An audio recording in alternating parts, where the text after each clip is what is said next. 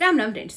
చిలుకూరు బాలాజీ దేవాలయం ప్రధాన అర్చకుల మీద వీర రాఘవరెడ్డి అనే వ్యక్తి మరో 20 మంది అనుచరులతో కలిసి దాడి చేసిన సంగతి అందరికీ తెలిసిన విషయమే. ఈ దాడి గురించి ఎందరో స్పందించారు, తప్పు అని ఖండించారు.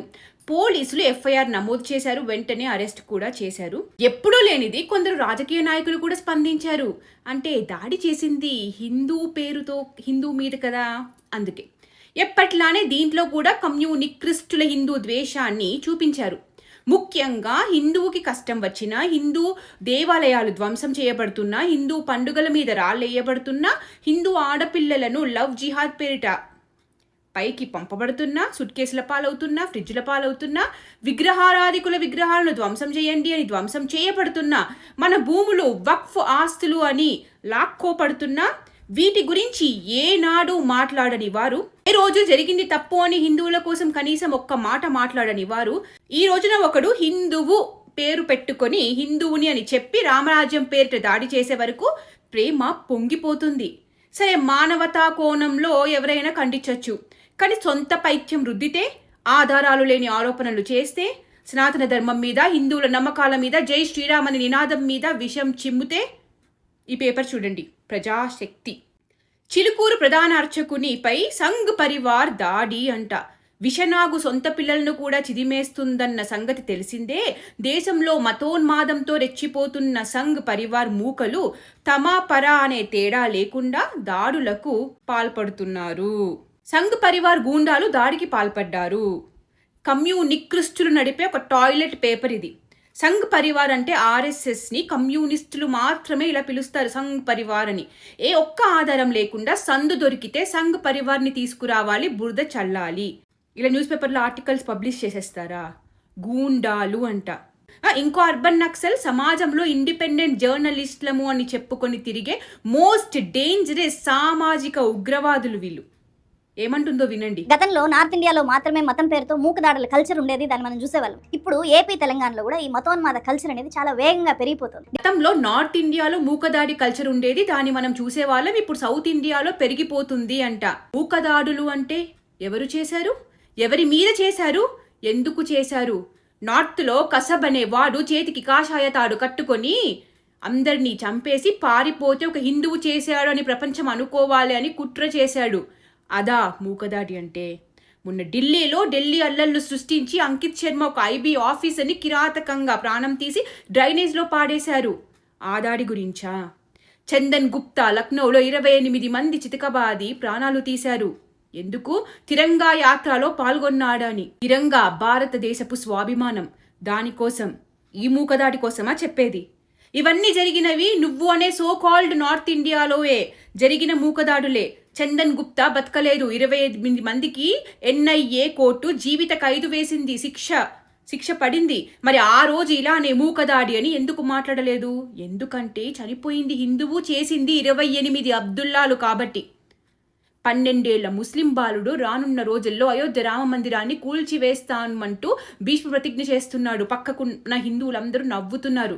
దాంతోపాటు భారతదేశంలో ఉన్న ప్రతి మందిరాన్ని కూలగొట్టి ఆ ప్లేస్లో మసీదు నిర్మిస్తానని గంటాపదంగా కుండ బద్దలు కొట్టినట్టు ఏ సంకోచం లేకుండా గట్టిగా గుండె ధైర్యంతో చెప్తున్నాడు. అదే హిందువు 20 మంది 100 మంది అబ్దుల్లాల మధ్యలో ఉండి ఇలా చెప్పి ఉంటే అక్కడే తీసేసేవాళ్ళు. దీని గురించిన న్యూస్ ఎక్కడ ఎవడు మాట్లాడు? ఈ భావజాలం, ఈ విషం నిండిన పసి మనసులు రేపు ఎలా అవుతారో, ఎలా తయారవుతారో ఎవ్వడు ఈ ఎక్స్ట్రీమిజం గురించి ప్రచురించరు, వీడియోస్ చెయ్యరు, మాట్లాడరు. ఈ రోజున జరిగింది తప్పు అని ప్రతి హిందువు ఖండిస్తున్నారు. మరి ఈ చైనా బొద్ది ఇంకా ఆ రోజున ఎందుకు మాట్లాడలేదు? ఇప్పుడు సౌత్ ఇండియాకి ఏమొచ్చింది ఈ మూకదాడి? ఏ మూకదాడి వచ్చింది? ఏ మూకలు వచ్చాయి? మతోన్మాద కల్చర్. అవును, ముత్యాలమ్మ గుడిలో సాక్షాత్ అమ్మవారిని కాలితో తన్నడం, వినాయక చవితికి విగ్రహాలు బురకా వేసుకుని వెళ్ళి మరీ ముక్కలు చేయడం, బైన్సాలో దివాళీలో పిండి వంటలు చేసుకుంటుంటే వాటిలో పోయడం, బండ్లు ఇల్లు తగలపెట్టడం, గుడి పూజారి పాట పెద్దగా పెట్టాడని పొడిచి ప్రాణం తీయడం, ఇవన్నీ మతోన్మాద మూకలు చేసిన పనే కదా. వీటిలో ఏ ఒక్కటైనా చెప్తుందా? చూద్దాం.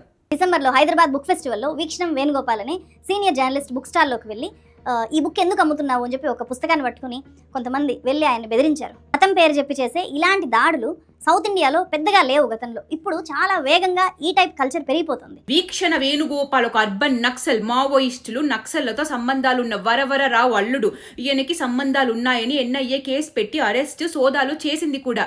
ఎందుకు ఒక అబద్ధపు పుస్తకాన్ని, హిందువులు నమ్మే వెంకటేశ్వర స్వామిని, ఆ దేవుడే కాదు, అది ఆ వెంకటేశ్వర స్వామి గుడే కాదు తిరుపతి, అది బుద్ధుడిది అని చెప్పే ఒక తప్పుడు పుస్తకాన్ని అమ్ముతున్నావు అని ఒక హిందువు అడిగితే ఏమన్నాడో తెలుసా? హిందూ మతం అంత దుర్మార్గమైన మతం ఇంకోటి లేదు అని. అది చెప్పకుండా అలాంటి వీళ్ళని వెనకేసుకొచ్చి ప్రశ్నించిన వారిని మతోన్మాద మూక, మతోన్మాద దాడి అంటుంది. ఎవరు ఇక్కడ హిందూ ద్వేషం చూపించేది? అంటే ఆయన అన్నది ఒప్పుకుంటున్నట్టే కదా. మళ్ళీ దొంగ వేషాలు, మేము పండుగలు చేసుకుంటాం, నేను హిందువుని అని చెప్పడానికి ఈ మధ్య బొట్లు పెట్టుకోవడాలు, పండుగలు చేసుకుంటున్నట్టు ఫోటోలు పెట్టడాలు. అక్కడ దాడి జరిగింది సనాతన ధర్మం మీద, కానీ తిరిగి దాడి చేశారు అని అబద్ధం చెప్తుంది. అలా హిందువులు ప్రశ్నించగానే ఈయన నన్ను సంఘ్ పరివార్ బతకనివ్వదు, చంపేస్తుంది అని దొంగ ఏడు పేర్చాడు. వాళ్ళ హత్యకు సంఘ్ పరివార్ శక్తులు పూనుకున్నాయి. ఇక్కడ కూడా నా మీద రేపేం చేస్తారో తెలియదు. చూసారా, ఒకే చెట్టు పక్షులు, ఒక్క చెట్టు చైనా విత్తనాలు. వీళ్ళు హిందూ ద్వేషులు. ఛాన్స్ వస్తే హిందువులందరినీ మతోన్మాదులని చిత్రీకరించే ఆలోచన ఏంటి అసలు? తమిళనాడు డిఎంకే ప్రభుత్వం సనాతన ధర్మాన్ని నిర్మూలిస్తా అంటే అప్పుడు లెగని నోర్లు, తప్పు అని కనీసం ప్రశ్నించని నోర్లు ఈ రోజున ఒక్కడు చేసే తప్పుకి మొత్తం హిందూ సమాజాన్ని వేలెత్తి చూపించే ప్రయత్నం ఎందుకు జరుగుతుంది? ఆ రోజు ప్రశ్నించడం పక్కన పెడితే ఆయన చేసింది కరెక్టే అని చెప్పారు వీళ్ళంతా కూడా. ఏదైనా ఫ్లైట్ ఎక్కు, లేదా ఎయిర్పోర్ట్లో, బస్ స్టాండ్లో, బస్సులో, రద్దీగా ఉన్న ఏ ప్లేస్లో అయినా నించో, జై శ్రీరామ్ అను. తిరిగి అందరూ జై శ్రీరామ్ అని అంటారు. ఇంకోటి అను, అందరూ పారిపోతారు లేదా నిన్ను చితక బాదుతారు. ప్రపంచం మొత్తంలో ఎవరు ఏ దేవుడి పేరు చెప్పి దాడులు చేస్తున్నారో అందరికీ తెలిసిందే.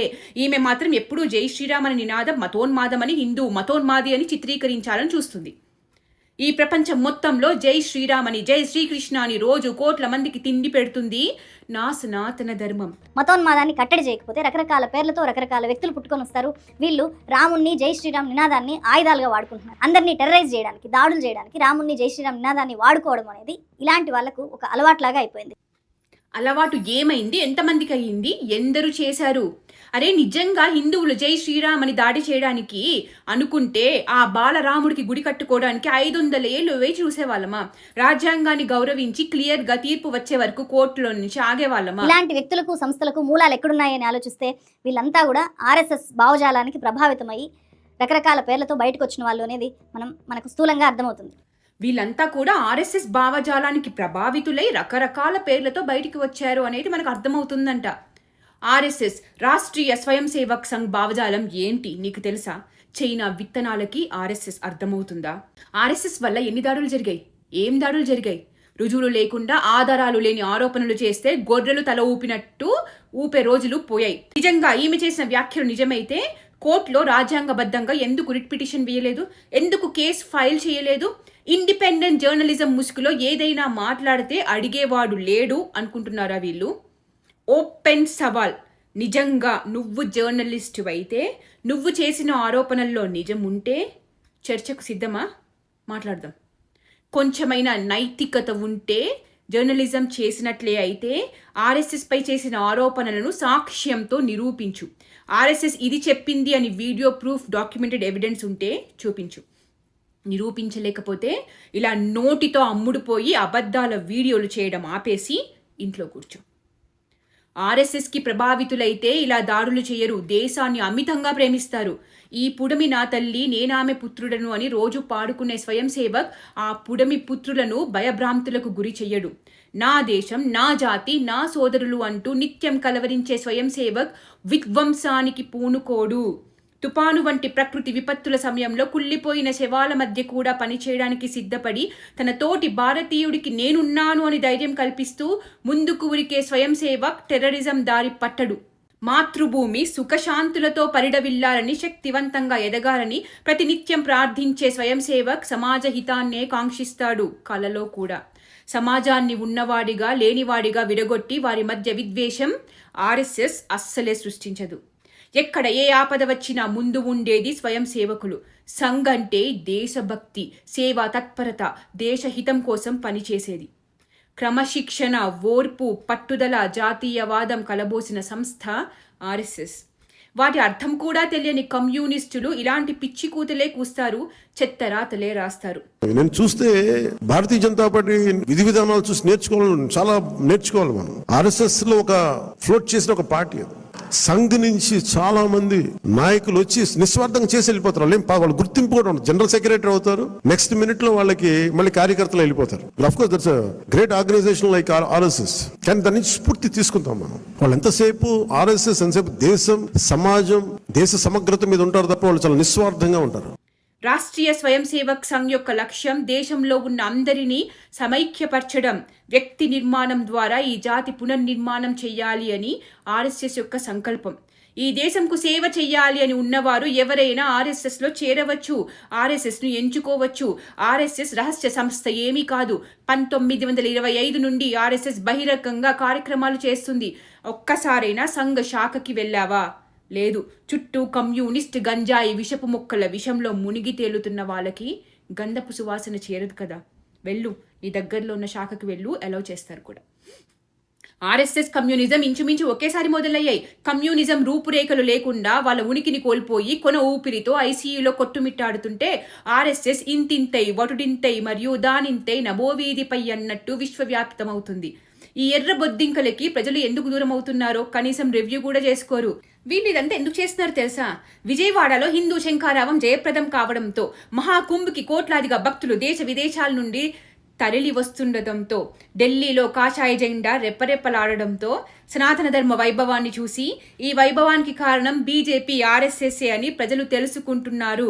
ఈ వైభవం ఇలానే ఉండాలి అంటే అక్కడ మోదీ ఉండాలి అని నమ్ముతున్నారు. హిందువులు మేల్కుంటున్నారు, హిందువుల్లో చైతన్యం వస్తుంది. ఇదంతా చూసి ఉక్కిరి బిక్కిరి అయిపోతున్నారు కమ్యూనిస్టులు. కడుపు మండిపోతుంది. అలాంటి సమయంలో ఇలా ఈ బొక్క దొరికింది. ఇక నోటితో విసర్జించడం శరామామూలే మొదలు పెట్టేశారు. బూజు పట్టిన భావజాలం ఏం చేయగలదు? సీట్లకి చిల్లులు పడి, ఓట్లకి తూటాలు పడి, పని పాట లేక వాళ్ళు ఉన్నారు అని దేశ ప్రజలకి చాటి చెప్పుకోవడానికి పాట్లు పడుతున్న మనుషులు, పార్టీ ఏదైనా ఉంది అంటే అది కంపు నికృష్ట సిపిఎం పార్టీ. స్లోగా ఇంజెక్ట్ చేసే విషానికి దూరంగా ఉండండి. ఈ వైరస్ మంచిది కాదు.